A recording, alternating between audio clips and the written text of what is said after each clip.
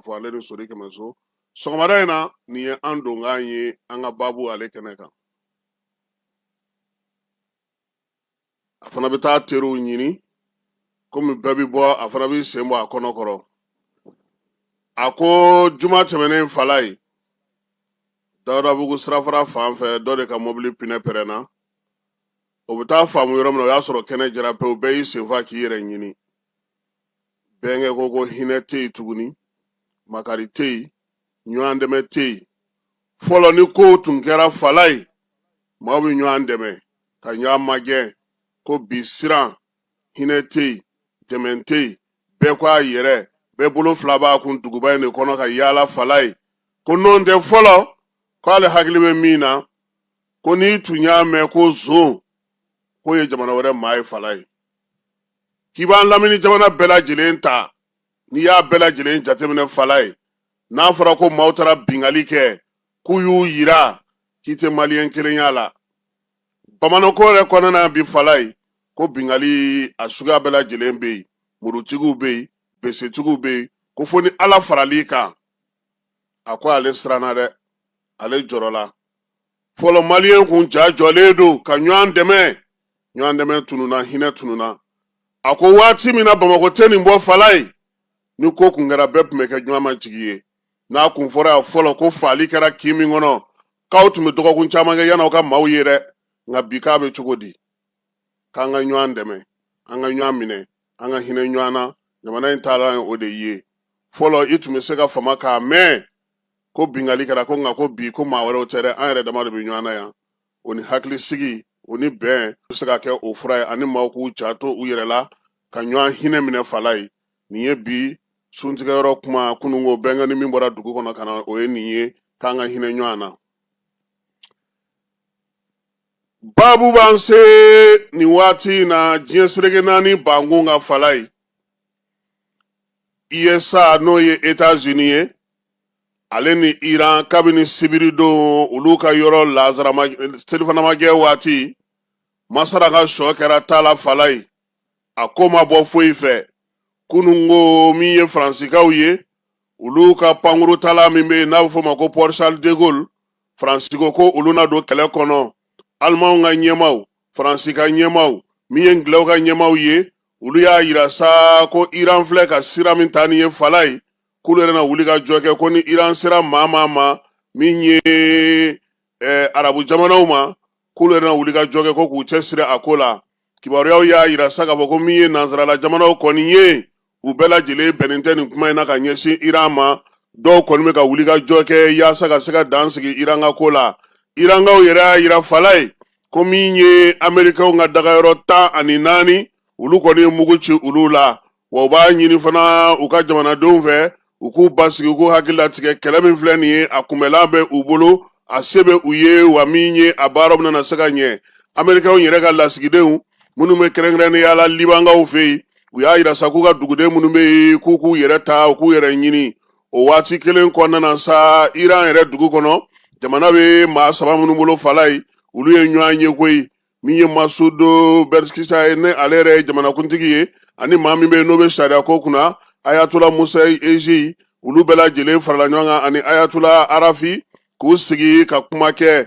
min ye babu in ye sa a bɛ tali kɛ mun na nɔrɔbilaliw bɛna kɛ cogo di baaraw bɛna kɛ cogo di jɛkulu bɛna sigi sen kan yanni ko bɛɛ lajɛlen ka sen kelen sɔrɔ n'o ye furancɛla jɛkulu ɲɛnabɔla ye u y'o kumaw fɔ u ko a kɔni nɔgɔnin fɛ juguw k'a bila u kunna k'a fɔ Iran labɛnnen don koyi Iran tɛna na siran Iran tɛna na yiran wa Iran y'a ka fɛɛrɛw bɛɛ lajɛlen tigɛ ka ban ka bɛn ni nin ko in ye o waati kelen kɔnɔna na min ye ngilɛw ka maaw ye fala ye olu y'a yira sa k'a fɔ sa k'u bɛna Etats-Unis yamaruya min ye ngilɛw ka dagayɔrɔ fɛn fɛn bɛ Moyen-Orient kɔnɔna na nin waati na n'o ye arabu jamanaw ye ko ka u dɛmɛ yaasa u bɛ se ka kisi cogo min na Iran ale ka bingali ninnu ma bingali a bɛ ka juguya min ye waati in ye a gɛlɛyalen don kosɛbɛ jɔrɔna min bɛ maaw la bi fala ye o ye sɔrɔko ta nafɛla ye o la sa CEDEAO maaw olu ye bataki kɛ k'u ka kumaw lase u y'a yir'u ka communiqué kɔnɔna na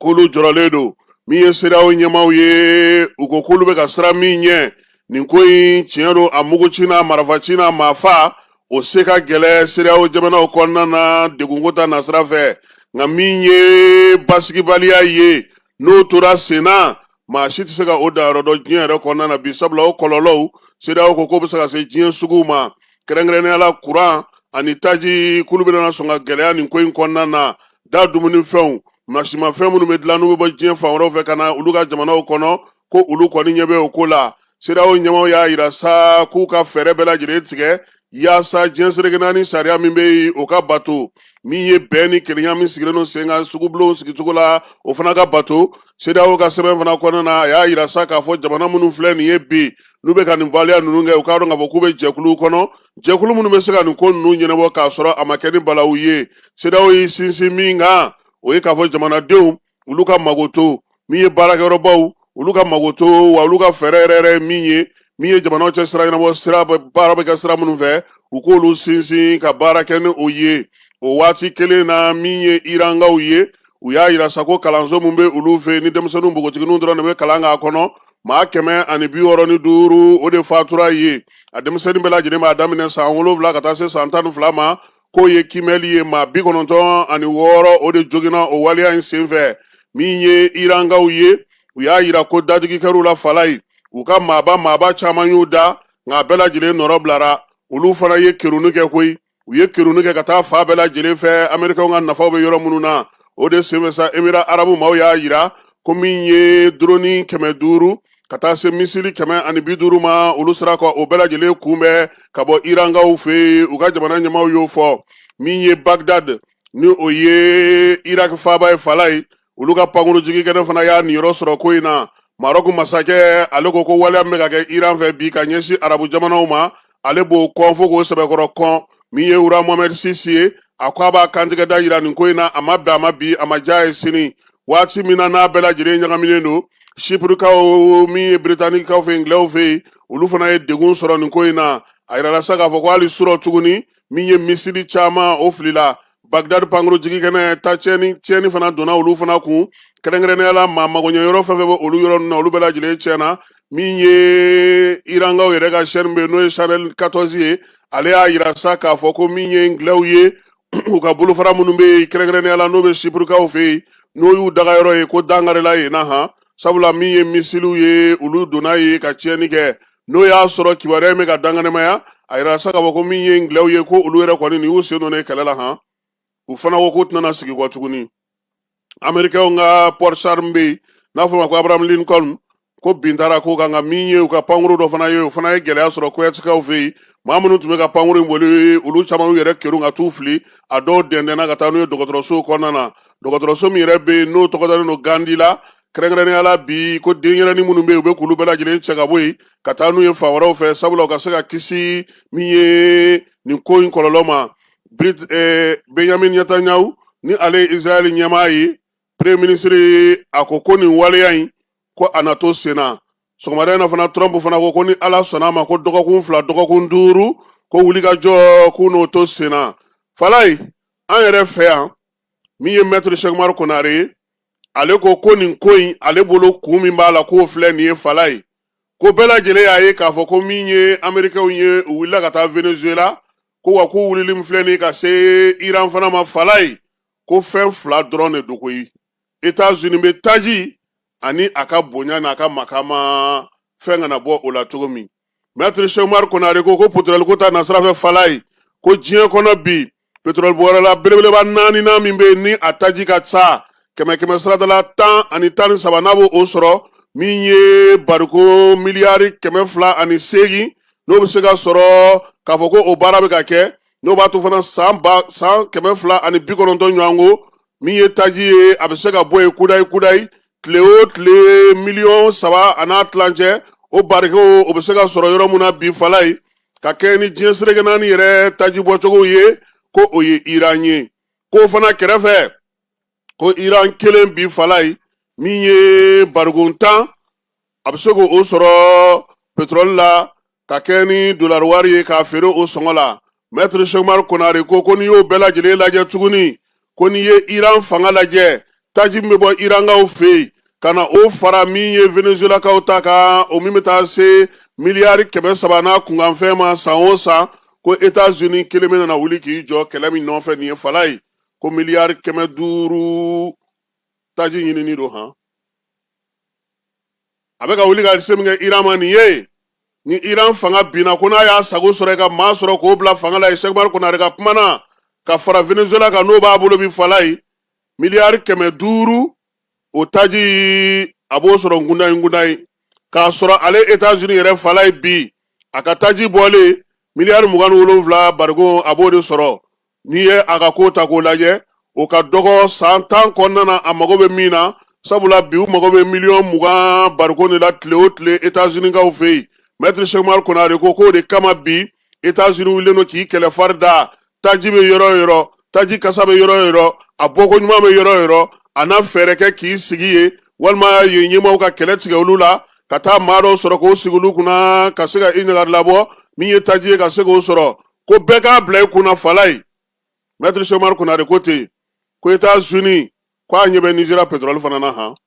ko wa ko siga ka bɔ min na ko Nizeriya ɲɛmaaw b'a kalama k'a dɔn k'a fɔ k'a y'u don kaman kɔrɔ ka ban sabula a y'a yira olu la k'a fɔ ko bi olu ɲɛ tana kɛlen don chrétiennakaw ye terrorisiw kɛlen don ka chrétienw to olu bolo a y'o kɛ sababu ye k'a ka sɔrɔdasiw ladon yen Cheikh Umaru Konare ko n'i ye a fan dɔ in ta k'a lajɛ min ye kɛlɛkɛminɛnko ta nasira ye Américain filɛ nin ka wulikajɔ min filɛ nin ye k'o kɛ Irankaw fɛ yen Cheikh Umaru Konare ko k'a b'a to ko min ye Israël o na kisi min ye nucléaire ko kuma min bɛ ka fɔ fala ye k'o bɛ Iran bolo k'o y'a worobilana jura ye n'o tɛ wulikajɔ kɛ kun ye pétrole ye wa waleya in b'a to fana min ye États-Unis ye a k'a ka se yira a k'a ka yanga yira a k'a yira k'a fɔ diɲɛ kɔnɔ nin fanga ni nin se bɛ ale de ye wa a masurunamaw a nagakɔrɔmaw a ka maa minnu bɛ yen n'olu b'a senkɔrɔ baara la fala ye k'olu bɛɛ lajɛlen b'u ta sɔrɔ nin ko in senfɛ wa ko a bɛ min fɔ ko ale Maître Cheikh Umaru Konare ale bɛ min fɔ fala ye ko sigana tɛ min na bi ko n'o y'a sɔrɔ Chine ani Russie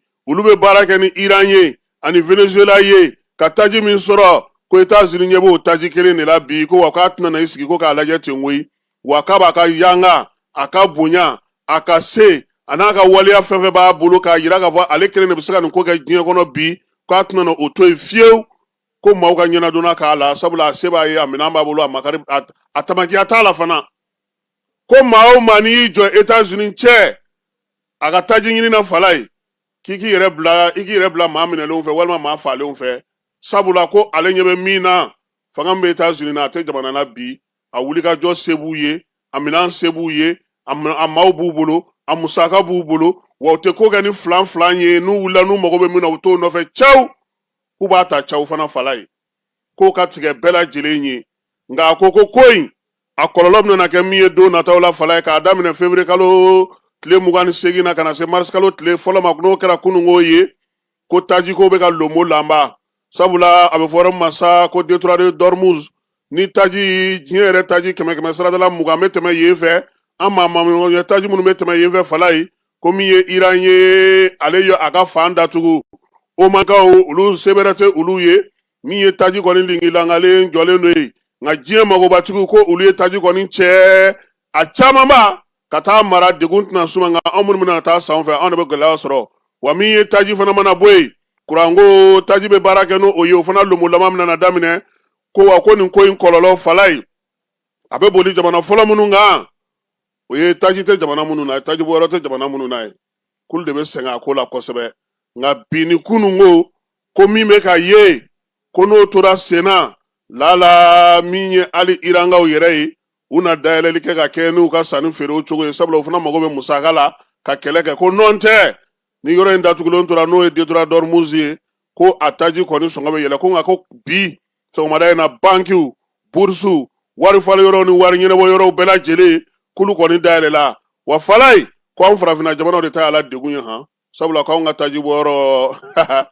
anw dulonnen don maaw la fala ye Nigeria ni Angola Algérie Côte d'Ivoire ani Niger ko olu jamana damadɔ bɛ bi ani Chad olu bɛ se k'u yanga an tɔw b'a sa olu de fɛ wa mun maralen bɛ bi o bɛ labɔli kɛ ka se kalo 6 ɲɔgɔnko ma n'o fana banna k'a sɔrɔ kura mana ka bɔ Kwajikan na an bɛɛ lajɛlen n'a dɔn k'a fɔ ko degun min bɛ sen na a kuranko kɔlɔlɔ bɛna na bonya min ye da dumuni fɛnw fana nali ka bɔ nanzara jamana na k'o fana kɔlɔlɔ bɛna na bonya o de la bi ko fo bɛɛ ka sɔn bɛn ka kɛ ko in na sigi ka kɛ bɛɛ lajɛlen bɛ se ka lafiya cogo min na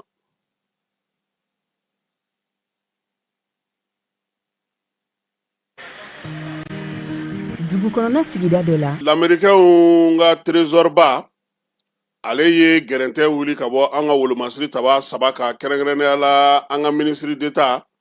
ministre bɛ wolomasiri taba ka ko kunna n'o ye général de corps d'armée Sadio Kamara ye Alu Boyi Jara ani Adama Bagayogo olu tɔgɔ kun sɛbɛnna juillet kalo ale san 2026 ka kɛ ni Américain ka ɲinini ye u ka sɛgɛsɛgɛli min tun bɛ sa n'o ye ba 14 ani 24 ye sa k'a yira k'a fɔ ko nin maa kofɔlen ninnu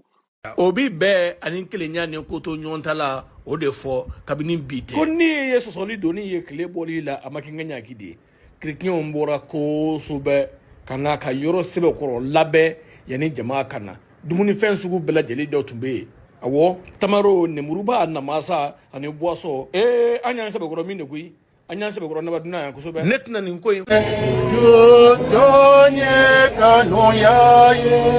Antonin Samali Keita, président de l'association des jeunes de Kita à Bamako. Je vais vous dire que oye Kilenya, Badenya, Kabini Lawalela, ani ɲɔgɔn ale bɛ ka yira k'a fɔ ko an ka sigi ka di chrétiens ni silamɛw a sigi ka di bɛn bɛ yen furu bɛ an ɲɔgɔn cɛ ni seliw fana sera an bɛ seliw kɛ ɲɔgɔn fɛ ni ala yɛrɛ y'a kɛ k'a fɔ ko a bɛɛ ka daminɛ don kelen. Ça c'est un signe véritable du Seigneur. Quand il a fait aller créer des ante dine kelen sa mais ala kelen pe o de an beje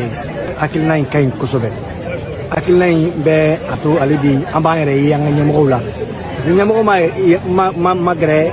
dugumamɔgɔw la u bɛ siran u ɲɛ ni ɲɛmɔgɔ gɛrɛla dugumamɔgɔw la a bɛ u daw la a bɛ u yɛrɛ ye u fana la n b'a yira n na k'a fɔ ko tiɲɛ na olu ka baara ye min ye ko bɛɛ ye kelen ye. Ye bɛn ni kelenya silamɛya ani kirisiya cɛ an ka kita yan nin ta siɲɛ fɔlɔ ye ko an ka jɛ ka fɛnw kɛ ɲɔgɔn fɛ aw hakili b'a la salon seliba ɲɛkɔrɔ kerecɛn denmisɛnw bɔra ka taa misiriba kɔnɔya jɛya ka a jɛya walasa an balima silamɛw ka u ka seli kɛ nisɔndiya kɔnɔna na ni olu nana an yɛrɛ fɛ yan bi wula in na an ka jɛ ka sun tigɛ ɲɔgɔn fɛ sunkalo silamɛw ka sun ani kerecɛnw ka sun an ka jɛ ka o tigɛ ɲɔgɔn fɛ o ye fɛnba de ye o bɛ kelenya de yira o bɛ an ka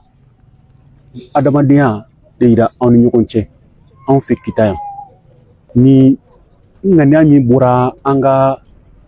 autorité baw ye Bamakɔ ŋaniya ɲumanba de don an ka u fo k'u wale ɲuman dɔn ka dugawu k'u ye masa min ye nin hakilina don u la a ka jamana ɲɛminɛ jamana in na maracogo ɲuman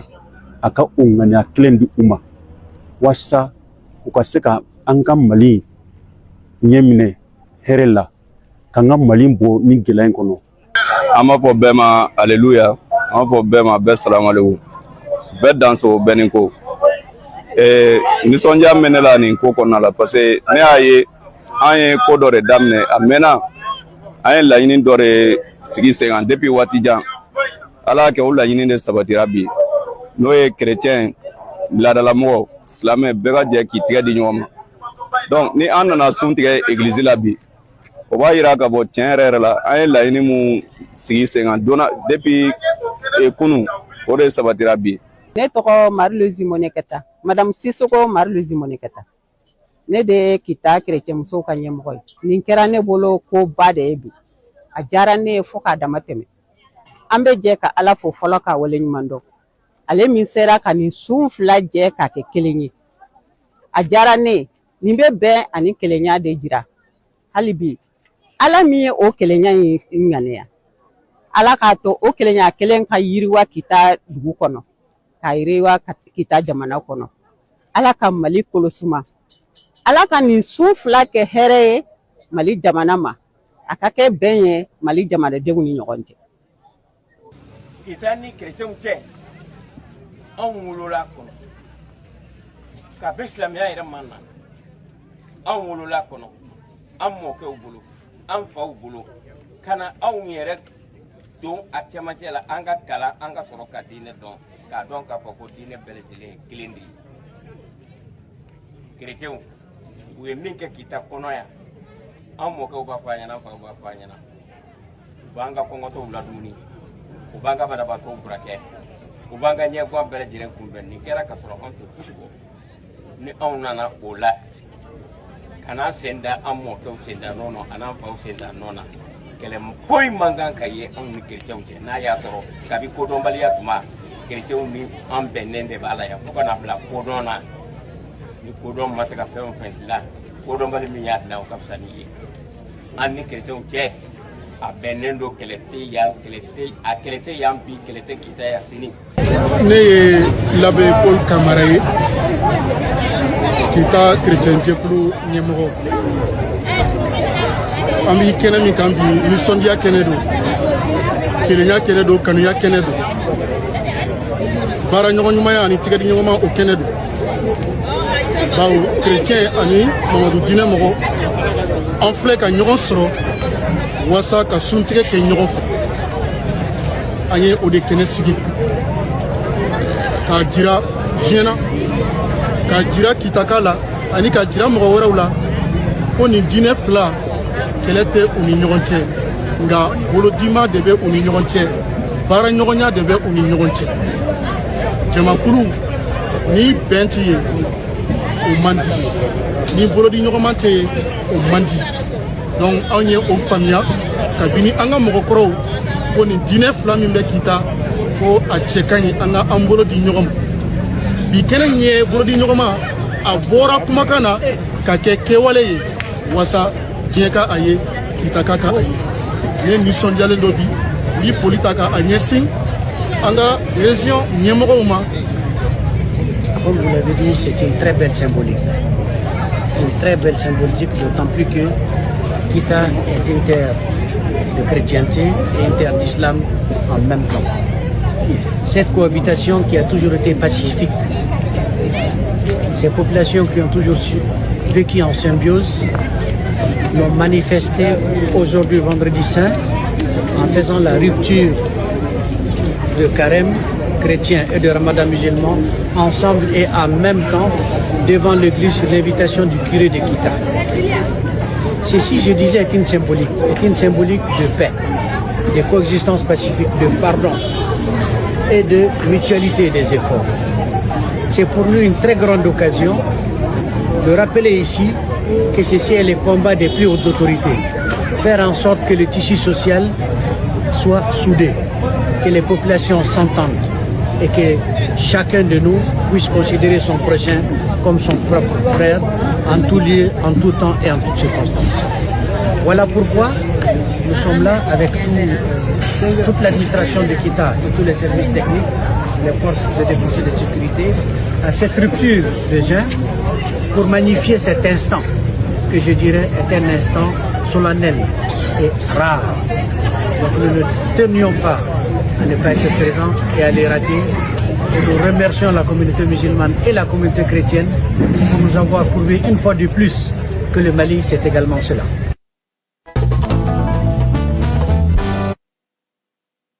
Kita ameta buguningaw fei CNJ jani ale ni ministère mbe chifu nguna luka bolo ni ngoma kona bi falai amena na Karim Jakite ale de lame minye buguningaw ga chifu nga CNJ nyama ale gele ambu kan buguni chifu na ka o anga jeka Jakite ale lame saninga anda do kuma la folombe aw yere fo ka jamana nyemo fo degun be buguni demsanu ka barako hokumu konona na ko sebe degun fɔlɔfɔlɔ ye mun ye o baara sɔrɔbaliya ye a filanan ye mun ye o ye formation ye parce que n'i ye buguni ta bi k'a lajɛ buguni san dama dama nin kɔnɔna na buguni tɛ yɔrɔ kofɛ fɛn ye bi kosɛbɛ k'a ma sɔrɔ baarako gunnakun kan i n'a fɔ société camanba bɛ an fɛ yen minnu b'o la société wɛrɛw b'o la maintenant pour que jeunes ka se ka formation sɔrɔ o kɔnɔna na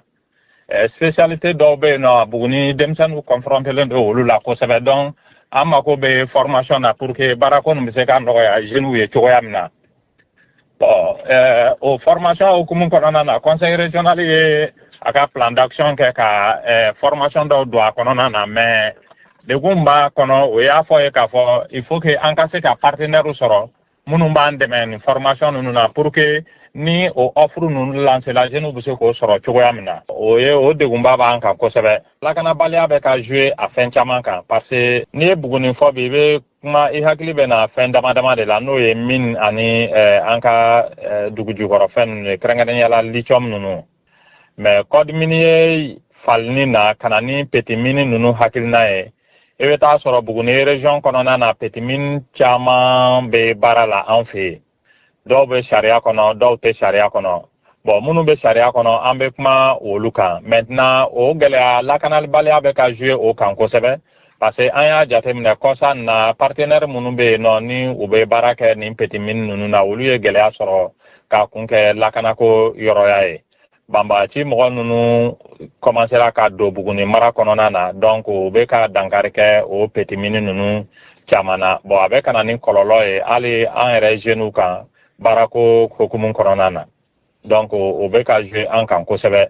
bon lakanabaliya fana ni hukumu kɔnɔna na partenaire caman bɛ yen minnu bɛ ka siran ka na région kɔnɔ malgré que opportunité camanba bɛ yen bon lakanabaliya bɛ ka an sɛgɛn a ko kɔnɔ dɔɔnin na. Ayiwa bi an bɛ se k'a fɔ sifinw ka baara fana dɔ ye fasoden ɲumanya waleya ye Buguni mara kɔnɔna na aw yɛrɛ sera ka mun kɛ CNJ tɔgɔla fasoden ɲumanya waleya hukumu kɔnɔna na. Bon CNJ k'a daminɛ fasoden ɲumanya hukumu kɔnɔna na moi je pense que CNJ bɛ baara min na bi a ma dogo malien si la k'a daminɛ an ka bureau national la ka na bureau régional la ka taa fo bureau communaux la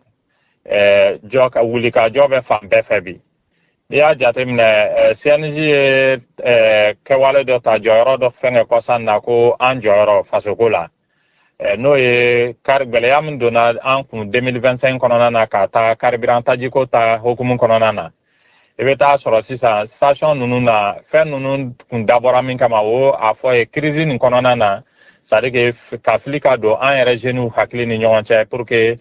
désordre bɛ se ka don essence ta yɔrɔ ninnu na ka mankan wuli fan bɛɛ fɛ mais an sifinnakaw an y'a jateminɛ k'a fɔ ni nin gɛlɛya nana foyi tɛ gɛlɛya fura ye fasodenw yɛrɛ ka wuli ka jɔ kɛ o bɛ daminɛ denmisɛnnin kunda de donc an wulila ka fara ɲɔgɔn kan conseil communaux fɛn fɛn bɛ yen ka cikan bila bɛɛ lajɛlen ma an ka fara ɲɔgɔn kan ani force de sécurité pour que an bɛ se ka an jɔyɔrɔ kɛ carburant ko nin na cogoya min na o de kama aw b'a ye réseau fan bɛɛ fɛ ani an ka kunnafoni yɔrɔ ninnu na CNJ mɔgɔw bɛ déployelen don terrain kan fan bɛɛ fɛ pour que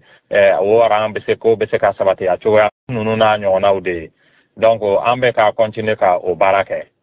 Ayiwa welewelemada jumɛn b'i bolo ka ɲɛsin Buguni denmisɛnninw ma wulikajɔ ni cɛsiri ni fasojɔ baaraw la. Bon welewelekan b'an bɛ n bolo k'a da o kɛ Buguni sifin denmisɛnnin bɛɛ lajɛlen ye o y'a fɔ ye k'a fɔ Buguni biman bɛ yen nɔ an bɛ se ka Ala barikada sɔrɔ b'an ka région kɔnɔna na maintenant pour que sɔrɔ ni jamana ka se ka hɛrɛ sɔrɔ sɔrɔ nin na an yɛrɛ denmisɛnninw ka se ka baara sɔrɔ a hɛrɛ bɛ se ka se an ka sigida ma cogoya min na o y'a fɔ ye k'a fɔ an ka wuli an k'an cɛsiri an k'an tɛgɛ di ɲɔgɔn ma an ka bɛn ɲini parce que hali lakanabaliya yɔrɔ min filɛ nin ye a bɛ se ka profiter bɛn mɔgɔw ka bɛnbaliya yɛrɛ fɛ ka don jamana kɔnɔ donc n'an y'an tɛgɛ di ɲɔgɔn ma ka bɛn don an yɛrɛ dama ni ɲɔgɔn cɛ ka fɔ ka bɔ kɛ an ni ɲɔgɔn cɛ a ka ca Ala fɛ an yɛrɛ bɛ se ka an jɔyɔrɔ bin faga a yɔrɔ caman na o y'a fɔ ye k'a fɔ tuguni Buguni denmisɛnnin bɛɛ lajɛlen an bɛɛ ka wuli an k'an jɔ bi jamana ni mako b'an bɛɛ lajɛlen de la a mako b'an bɛɛ lajɛlen na ka taa sira caman kan parce que bi bɛɛ n'a ka mission de don Ala y'a kɛ bi nin bɛnna an tile de ma insécurité min bɛ a bɛnna an tile de ma an kan ka se ka mun k'a la an k'o k'a la pour que vraiment basigi bɛ se ka na jamana kɔnɔ cogoya min na donc n b'o welewelekan da ka ɲɛsin Buguni sifinnaka bɛɛ lajɛlen ma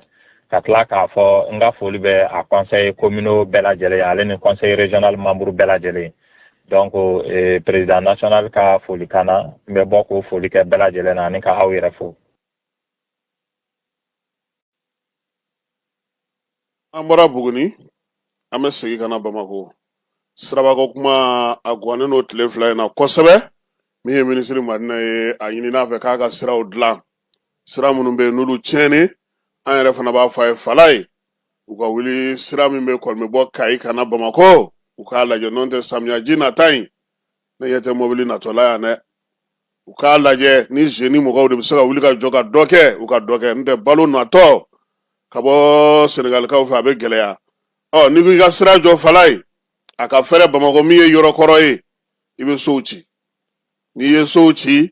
maa minnu bɛ yen hakili la u bɛ jate k'u hakɛ dɔn u fana kan ka bila u ka hakɛ min kɔnɔna na k'o d'u ma an'u ka yɔrɔ wɛrɛ sɔrɔ nka samɛkaw ko k'olu ta in olu hakɛ dɔnna u kan ka taa yɔrɔ min na o de ma dɔn wa welewelemada min fana kɛr'u ye o kɛr'u ye ICA fɛ ko tile 20 dilen don u ma papiye dili ni tile 20 in cɛ k'u ka taa yɔrɔ ɲini u yɛrɛ la nka u ka hakɛ ko o bɛ cogo di yalama u bilar'u ka hakɛw kɔnɔ wa bi maa minnu bɛ yen ni olu ye degun in sɔrɔ olu y'u ka maa bila ka na an ka kumaso kɔnɔ yan n'o ye Makan Tarawele Makan i ni sɔgɔma i solila ka na an fɛ yan bi sɔgɔmada in na an b'a dɔn k'a fɔ min ye aw ka yɔrɔ ye a ciliko kuma kun fɔra sisan a bɛna kɛ baaraw golobara u sera aw ma u ye mun fɔ aw ye yani n ka don kuma la fɔlɔ n bɛ Ala sɔnna tala fo ka barikada an bɛ sunkalo barikama min na ka seli k'a ka kira kan kisi nɛɛma b'a ye k'an fa n'an ba fo Kasim ka foli kɛrɛnkɛrɛn di i yɛrɛ ma ka d'a kan depuis ni y'a essayer ka don en contact la i y'a essayer ka nɔgɔya an bolo kosɛbɛ ka d'a kan wagati n'a kɛcogo don parce que comme urgence b'an ka yɔrɔ niveau la o kɔfɛ k'a ɲɛf'i ye k'a fɔ depuis ni jamana ɲɛmɔgɔw ko k'u bɛna sira nin baara donc n'u ye technicien bila a sira kan voilà donc an fɛnɛ ma sigi donc an y'a lajɛ n'an bɛ se ka fara ɲɔgɔn kan parce que o kɔnɔkulu jɛlen de bɛ bi fɔ donc an kɔni y'a essayer k'an organiser an ka yɔrɔ niveau la donc n'o ye 100 mai donc a bɛ du minnu concerné ani an ka ala ɲini yɔrɔ n'o ye misiri an ka se ka fara ɲɔgɔn kan ka se ka à peu près une soixantaine de familles voilà ani an ka misiri juma misiri fɔlɔ b'a yɛrɛ min bɛ gitɔrɔn yɛrɛ kɛrɛfɛla la min bɛ gitɔrɔn yɛrɛ kɛrɛfɛla la jati mobili ye binko caman kɛ yɔrɔ in na effectivement yen yɛrɛ de don voilà donc an farala ɲɔgɔn kan bon komi samɛ dɔrɔn tɛ mais an bɛ se ka kuma samɛ tɔgɔ la parce que ne yɛrɛ samɛ sifinnakaw ka jɛkulu o ɲɛmɔgɔ ye bon n bɛ collectif nin fana kɔnɔna la an y'a kɛ collectif donc des familles des mosquées touchées par le recensement des voies de la route Kati donc jɛkulu tɔgɔ y'o ye an farala ɲɔgɔn kan an y'a lajɛ ka laɲini dɔw kɛ ɲɛmɔgɔ sow la ka dabɔ ka minisiriso 2 de bɛ a baara kɛ ni o ye min bɛ sirabanko ɲaga n'o ye transport ani infrastructure ani min bɛ urbanisme et de l'habitat donc an y'a essayer ka wuli ka jɔ k'u ma on avait même fait des propositions suggestions na a sirako fanfɛla la o fana tun ye k'a fɔ komi ni tɔɔrɔ fana b'i kan i b'a ɲini tɔɔrɔ nin bɛ se ka lafiya las'i ma cogoya minnu na donc an ye baara kɛ ni o cadre de mais Kasim m'a f'i ye i ka nin plateau kan k'a fɔ i tɛ mɔgɔ kelen sɔrɔ samɛ min b'a fɔ k'a fɔ k'a bɛ opposer sira baara na parce que maa si ma ban ma parce que an b'a dɔn sira nin vraiment nin baara ka kan c'est une nécessité a kɔlɔlɔ caman ba sera an yɛrɛ ma samɛ sigi la mobili binte hali kɔsana école karamɔgɔ n'a muso min fatura wallahi an yɛrɛ bɛ tasi bila kɛ magani n'a furumuso yɛrɛ wallahi a caman kɛra mais k'a yira k'a fɔ komi n'a fana bɛ kɛ ni nin baara sugu fana senna a bɛ préliminaire dɔw de fana demander ɲɛbila baara dɔw de fana demander bon olu ɲɛbila baaraw la o de la an ye wulikajɔ caman kɛ bon jeudi don yɛrɛ ICA sera an ma donc alamisa tɛmɛnen an kɔrɔ donc ni sommation de vider les lieux tile 20 de b'a kan nka an fana bɛ se ja ani médian tigilamɔgɔw fana ma donc ka se k'an ka o tuma ale nana ni papier min ye ale ko ko tile 20 de b'a bolo aw ka wuli yan alamisa k'a daminɛ alamisa la bon je pense que depuis ni an m'a sɔrɔ don min na a b'o de jate kɔnɔna la o kɔrɔ tile damadɔ bɔra la sa dɛ alamisa ni sisan cɛ effectivement tile damadɔ bɔra la voilà donc o la an b'a ɲini dɔrɔn k'a lase k'an nana se kunnafonidilaw ma donc aw ka se ka kɛ an ka kumadaw ye an tulo n'an ɲɛ jamana ɲɛmɔgɔw ma donc pour que mais aw yɛrɛ ma wuli ka jɔ kɛ ka taa se minisiriso min bɛ gitɔrɔn dilan an ye wulikajɔ badenba bɛ ka document bɛɛ bɛ yan donc n bɛ se ka copie d'i ma n'an tilara kuma la donc an tun y'a f'i ye n k'an ye laɲini dɔw kɛ mais an ka laɲini tɛ dɔwɛrɛ ye au moins ni sira bɛ baara komi dɔ bɛ se ka bɔ a degun na cogoya min na bon olu ma ta en compte o tɛ problème ba ye mais kuma koloma yɔrɔ aw tun ye mun laɲini sira baarali mun kɔnɔ a ka ŋaniya tun ye jumɛn ye bon an yɛrɛ tun y'a lajɛ k'a fɔ komi sira nin baara in bɛ segin a kan tuguni an si tɛ se k'an opposer a la parce que jamana ka baara de don en même temps route nin fɛnɛ c'est une route internationale RN3 fɛnɛ de don donc n yɛrɛ bɛ caman kalama a ko la kosɛbɛ voilà an tun y'a lajɛ k'a fɔ yɔrɔ dɔw la sira bɛ se ka dilan ka sɔrɔ n'a ma se du dɔw ma mais an y'a ye k'a fɔ donc levé topographique la ani technicien ka baara la u ser'o ma an ka jateminɛ la an t'a dɔn dɛ donc an kun y'a essayer aw kun ye du dɔw bɔ k'olu t'a la ayi an kun ma du bɔ an kun y'a essayer k'o dɔw yira u kana se ka s'olu ma o kun y'aw ka ŋaniya ye voilà en même temps o bɛ yen a fɔlɔ o kɔfɛ fɛnɛ an y'a lajɛ k'a fɔ jamana ɲɛmɔgɔw bɛ ka montant min di an ma ni o ye dédommagement ye bon tiɲɛ yɛrɛ la a wari ninnu ka dɔgɔ kosɛbɛ o bɛ taa joli la a ka dɔgɔ kosɛbɛ i bɛ taa sɔrɔ du dɔw bɛ yen yɛrɛ du yɛrɛ i bɛ taa sɔrɔ a 3 quarts n'i y'a ta 4 san a 3 bɛɛ bɛ ta peut-être que tu peux te retrouver avec 6 millions 5 millions donc olu ye wagaju fɛnw ye minnu sɔnmu man ɲi dɔɔni an tun b'a ɲini jamana ɲɛmɔgɔw fɛnɛ fɛ u kun k'a lajɛ mais aw y'o bɛɛ bila sisan aw y'o laɲiniw bɛɛ bila sisan ayi o kun laɲini o bɛ yen mais hali o min fɛnɛ kan ka d'i ma fɛnɛ an bɛ yɔrɔ min na bi o ma sɔrɔ o yɛrɛ fana ma sɔrɔ wa an bɛ yɔrɔ min na bi o ma sɔrɔ o yɛrɛ de y'an sekunba yɛrɛ ye o Makan n'i y'a faamuya awɔ ça fait sisan aw tun ko ko 3 quarts la 6 millions mun kan ka di o ye misali dɔ ye dɔw ka du la o n'a ɲɔgɔnnaw c'est comme ça ne ka n ta kɛ sa ne kun ta kɔni kan ka bɛn 2 millions ma ka kɛɲɛ ni n ka so cogoya ye awɔ an ko ko o min ka dɔgɔ aw bolo dɛsɛlen ka dɔw wɛrɛ dɔgɔman yɛrɛ kan an m'a sɔrɔ hali an bɛ yɔrɔ min na bi bon IC dun fana ye fɛngɛ papier lase an ma tile 20 n'o ye sommation de vider les lieux a ko b'o yɔrɔ de la o de la an fana y'a essayer ma donc n'i bɛ se ka se jamana ɲɛmɔgɔw fana ma donc k'a lajɛ aw tulo b'aw la o ko min ka d'a kan yɛrɛ Makan n'i nana yan i lamɛnnen don ka ban o kɔni o jɔrɔna bi la Ala y'o nɔgɔya d'accord n bɛ fɛ k'i ka kuma sinsin ani k'i ka kuma faamuya kosɛbɛ d'accord ça fait aw n'u tun bɛ kuma na n'i ma fili a kun ka d'aw ye bi o k'a sɔrɔ u nana fɔ an bɔ so dɔw la sisan par exemple ne ka 2 millions na u ye n kɛ 4 millions ye o tun bɛ bɛn ne ma mais o kumaɲɔgɔnyaw yɛrɛ la wari danna yɔrɔ min na sa 2 millions yɛrɛ ma di maa ma maa si ma min yɛrɛ proposera aw si tɛgɛ ma da o kan aw ko k'aw ka wuli laɲini yɛrɛ kun ye o ye mais a yirala k'a fɔ tiɲɛna montant min dira an ma ko jate an n'o de ka kan o de fɔra bɛɛ u ka jate la ko montant min dira an ma bɛɛ ni o de ka kan bon min bɛna d'aw ma sa min bɛna d'a ma o la min bɛna d'a ma an n'o de ka kan a ma d'a ma fɔlɔ dɛ min bɛna d'a ma an n'o de ka kan bon n'o bɛna d'a ma n'an n'o ka kan n'a yɛrɛ ma an m'an bolo ma da o kan mɔgɔ si tɛ bi sanmɛ kɔnɔ la n bɛ kuma n'o ye k'a fɔ k'i ye dɔrɔmɛ 1 sɔrɔ a la yanni bi don cɛ a dun IC dun fana ka sommation fana b'an bolo a copie b'an bolo ko tile 20 fana b'an bolo yɔrɔ kɔni donc an bɛ se aw ma pour que jamana ɲɛmɔgɔw en tout cas u ka se k'a lajɛ donc mais aw sera ministre la ministre ko cogo di bon an ye démarche fɛn kɛ ministre la ministre ko bon ko projet min filɛ na c'est à dire que depuis ni olu mana sira nin kan ka baara n y'a f'i ye gouvernement caman tɛmɛna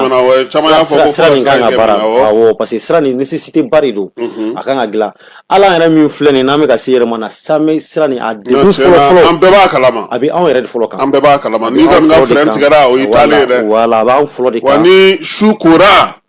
k'i to Kati i bɛ yen fara i siyɔrɔ kan kamiyɔnbaw fɛ i tɛ se ka tɛmɛ voilà yɔrɔ sira fosi de tɛ yen moyen foyi t'i bolo ni fitiri kɔni sera k'i to Kati k'a sɔrɔ i ma a ye kɔni ka Kati si kɔni o latigɛra o don ko n'i tɛmɛna duguma siranin fɛ dɛ o dun fana ma nɔgɔ kuma dɔw la o duguma sira nin de fɛnɛ donc an bɛ o kuma fɛnɛ kan parce que ale bɛ fréquenter kosɛbɛ n y'a f'i ye cogoya min na donc a tɛ baara in na de duguma baara an bɛ o de sira kan fɛngɛ kɔnɔna la o wala duguma sira nin donc n b'a faamuya an tɛ min bɛ taa Kuluba an ka to ma min bɛ taa Kati Samɛ Zirakɔrɔ Donfin Kati Sanafara o sira la ka na Jemesi na ani Ɲumanamugu ninnu wala o yɔrɔ an bɛ o de la ne ka mɛn sira kunkurunin min bɛ yɛlɛ aw kɛrɛfɛ yen ka t'i yɛrɛ sɔrɔ Kuluba siranin dɔ bɛ yen o ayi e bɛ k'o yɔrɔ ɲagami o tɛ Samɛ fɛ quoi ale tɛ Samɛ fɛ quoi awɔ ale tɛ Samɛ fɛ mais bi i ko ko aw taara yɔrɔ caman n'o ma bɔ e yɛrɛ bɛ mun fɔ bi ɲɛmaaw ye pour que au moins n'u ye aw lamɛn u ka na aw sɔnna min ma sa u ka da aw ma yaasa aw ka se ka wuli au moins hali minɛnw cɛli kɔni ka se ka kɛ ka taa luwanse dɔ ta yɔrɔ dɔ la fɔlɔ yanni so tɔw ka jɔ parce que n'i ka so fankelen cira i bɛ se ka fɛɛrɛ wɛrɛ tigɛ k'a tɔ jɔ cogo sugu dɔ la mais o bɛɛ lajɛlen bɛ se ka kɛ n'o y'a sɔrɔ tɔrɔmɔɲɔni b'i kun i bɛ kunbiri yɔrɔ dɔ sɔrɔ fɔlɔ yan'o ka kɛ kuma jumɛn b'i bolo ka ɲɛfɔ ɲɛna. donc min ɲɛfɔ jamana ɲɛmɔgɔ ye dɔrɔn u k'a lajɛ dɔrɔn komi l'état est fort donc l'état est puissant a se bɛ jamana ɲɛmɔgɔw de ye hali min filɛ nin ye an bɛɛ ye jamanaden de donc n'a lajɛra cogoya dɔ la a bɛ se ka degun bɛ se ka bɔ jamanadenw kan cogoya min na i yɛrɛ yɔrɔ samiya bɛ k'i kun bɔ ni samiya tora k'i kun bɔ donc n'a fɔra ko tile damadamani kan ka minɛnw labɔ bon dɔw dun fana bɛ yen a ni famille fanba fɛn fɛn na a sen tan de ka ca n bɛ se k'a fɔ yɛrɛ se yɛrɛ t'u ye o yɛrɛ de ye mɔgɔw sigi bon n'a fɔra ko ka minɛnw cɛ sisan n'a tora i bɛ taa a bila yɔrɔ jumɛn wa tɔrɔmɔni fana kan ka d'i ma n'i ka se ka kurusi kalo dɔ n'o fana ma se ka sɔrɔ an bɛ yɔrɔ min bi donc o bɛ baara nin gɛlɛya dɔɔnin voilà donc an b'a ɲɛfɔ jamana ɲɛmɔgɔ ye ka a daminɛ an ka ɲɛmɔgɔba yɛrɛ la n'o ye son excellence le général d'armée Assimi Goïta gouvernement membre bɛɛ ani institution mɔgɔw bɛɛ lajɛlen donc an kɔni ta ye de vraiment welewelemada en même temps ka jamana ɲɛmɔgɔw ka an mago to solution min bɛ se ka sɔrɔ a la donc an sanmɛ en même temps ni mɔgɔ mɔgɔ bɛ se ka yɔrɔ nin n'a b'o concerné ka se ka wagati di an ma wagati min bɛ se ka kɛ sababu ye an bɛ se ka bɔ nin degun kɔnɔna la ka bɛn ni jamana ka lahalaya ye o kɔni o de bɛ diya an ye kosɛbɛ en même temps an ka se ka an ka tɔrɔmɔɲɔgɔnw wala an ka se k'a sɔrɔ fana o bɛ se ka kɛ sababu ye fana an bɛ se ka fɛn caman kɛ n'a ye. I Traoré an b'i fo k'i waleɲuman dɔn. D'accord. Ala ye an bɛ t'e fa fɛ an bɛ sɔrɔ ka segin ka na ni baabu tɔ ye. An bɛ segin ka na an ka kumaso kɔnɔ yan min ye saamɛ yanni ale cɛ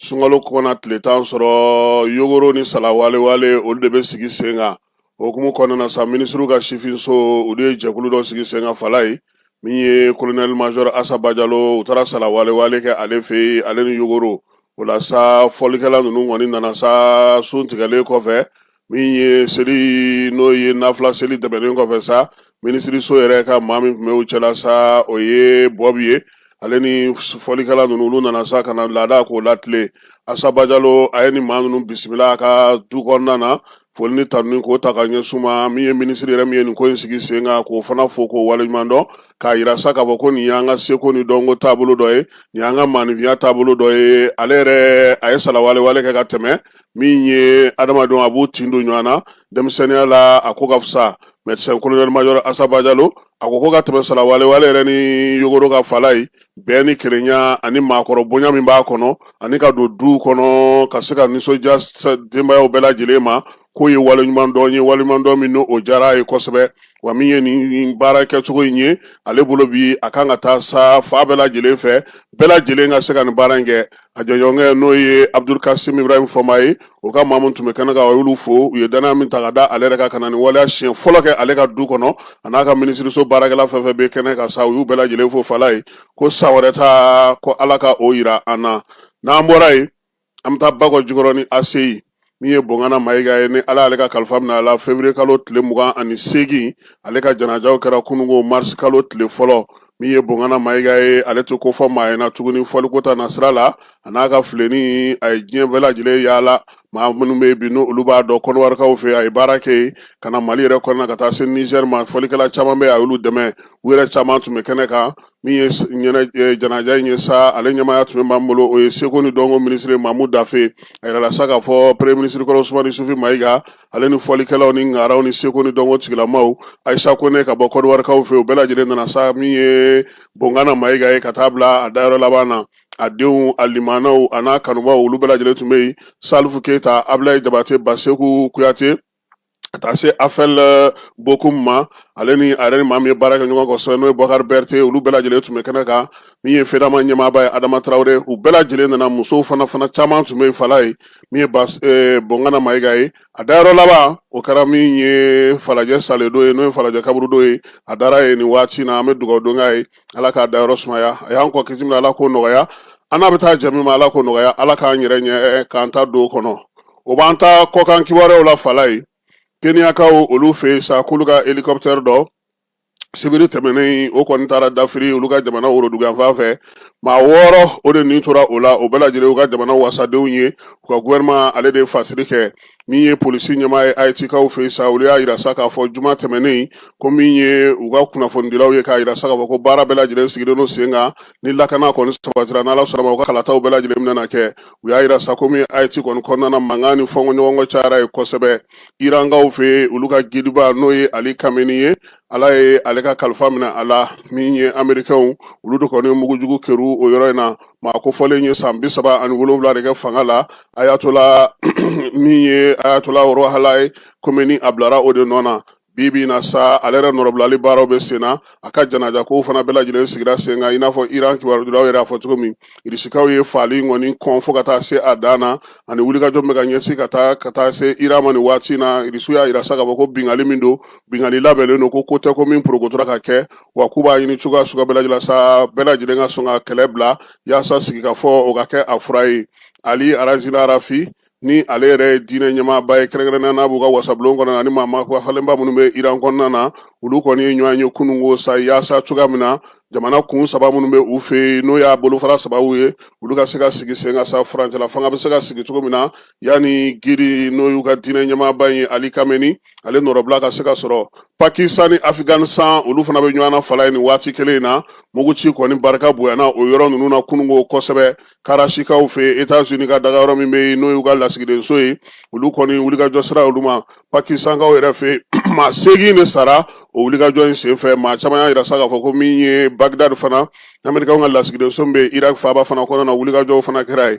Iran ni Émirats Arabes Unis olu y'a yira sa k'a fɔ kɔni ko Iran kɔni ye drone caman kiri olu ma min ye Abu Dhabi ale ye nin yɔrɔ sɔrɔ ko in na o la sa Faransikaw olu ka surasi minnu bɛ o yɔrɔ la sa tasuma kɔni wele n'a ye a yirala k'a fɔ sa ko maa kɔni ni ma to o ko in senfɛ nka tiɲɛni kɔni a barika bonyana misiri min taara cu ye Afghanistan ni Pakistan k'olu fana ka kɛlɛ o fana wulila kajɔ barika bonyana kununko ninnu fila ninnu bɛɛ lajɛlen kɔnɔ sa n'a ye k'a fɔ sa ko Pakistan kɔni ye wulikajɔ kɛ kosɛbɛ min ye Afghanistankaw olu ka dugu kɔnɔna na bingali ale ni min ye mugujugu kɛriw ye olu caman yira la kununko tile bɛɛ lajɛlen o kɔnɔna na Arabi Saoudite ni Irisi ani jamana wɛrɛw olu y'a yira sa k'a fɔ kari tɛmɛnen kununko ko fɛɛrɛ ka sigi sen ka yaasa pétrole ko mankan min filɛ nin ye a ko bɛ se ka sigi sen kelen kan cogo min na ɲɛ bɛ se ka sɔrɔ a la cogo min na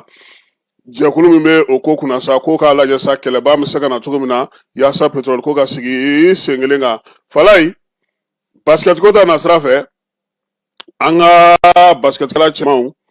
kununko u se sɔrɔ ko ye Falaye nka yan'o cɛ sa Qatar taga o de don n'o ye diɲɛ selekena ni basketi Qatar taga ye Falaye farafinna o kɛlen don ka min ye ɲɛbila baara min kɛ maa minnu bɛna se ka se sɔrɔ an kɔni y'a daminɛ cogo min an bɛ ka taa ten Uganda gosilen kɔfɛ Egypte gosilen kɔfɛ kununko sɔrɔ farafinna ngana n'o o ye Angola ye n'olu yɛrɛ tun y'an dasi jɔnjɔn kɛnɛ ka Falaye an ye olu ci u ka 79 anw ta kɛra 80 ye Mali ale kɔni ka bɔ ko 3 la sa a ye se sɔrɔ a 3 bɛɛ lajɛlen na an b'a kuncɛ ni min ye an ka ndolatila min bɛ nin waati na kɛrɛnkɛrɛnnenya la n'ale bɛ ka jouer Esteghlal de Téhéran na n'o bɛ Iran jamana kan Musa Jɛnɛpo a ye kibaruya di kununko bɔlɔlɔ sira fɛ ko alihamudulilayi ko k'a fɔ a ka denbaya bɛɛ lajɛlen na ko a bɛ hɛrɛ la a bɛ lafiya kɔnɔna na nin waati na degun foyi ma se a ma k'a b'a somaw a balimaw a limanaw ani maliden bɛɛ lajɛlen k'u ladɔnniya k'a yira k'a fɔ sa ko ala barika la ale kɔni bɛ a kɛnɛman don a bɛ foli ni tanuni ta ka ɲɛsin bɛɛ lajɛlen ma